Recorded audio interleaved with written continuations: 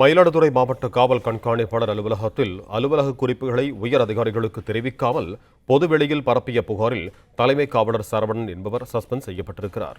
இதுகுறித்து கூடுதல் விவரங்களோடு இணைகிறார் எமது செய்தியாளர் ராஜ்குமார். வணக்கம் ராஜ்குமார், உங்களிடம் இருக்கும் தகவல்களை சொல்லுங்க.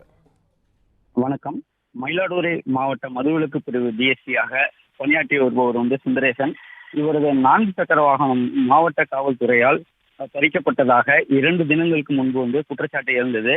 இதன் காரணமாக டிஎஸ்பி சுந்தரேசன் தனது வீட்டிலிருந்து நடந்தே அலுவலகத்துக்கு சென்றாரு. இந்த நிகழ்வு தமிழகம் முழுவதும் பெரும் பேசு பொருளாக மாறியது. பல்வேறு அரசியல் கட்சி தலைவர்களும் டிஎஸ்பிக்கு ஆதரவு தெரிவித்திருந்தனர். இந்த நிலையில தனது உயிருக்கு ஆபத்து உள்ளது, ஒழுங்கு நடவடிக்கை எடுத்தால் கவலை இல்லை, சட்டம் அதாவது உயரதிகாரிகள் தன் மீது உயரதிகாரிகள் மீது விசாரணை தேவை என மயிலாடுதுறையில டிஎஸ்பி சுந்தரேசன் பரபரப்பாக பேட்டி அளித்திருந்தார். இதற்கு பதிலளிக்கும் விதமாக தன்னிச்சையாக பேட்டி கொடுத்த சுந்தரேசன் கூறுவது எல்லாம் உண்மையல்ல, அவர் மீது விசாரணை செய்து ஒழுங்கு நடவடிக்கை எடுக்கப்படும் என்று மயிலாடுதுறை மாவட்ட காவல் கண்காணிப்பாளர் ஸ்டாலின் தெரிவித்திருந்தாரு.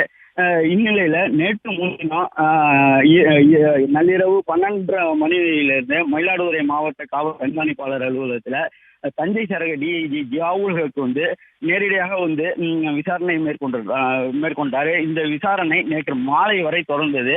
அப்போது விசாரணையின் முடிவுல டிஎஸ்பி சுந்தரேசனை சஸ்பெண்ட் செய்ய திருச்சி சரக ஐஜிக்கு பரிந்துரை செய்திருப்பதாக தகவல் வெளியானது.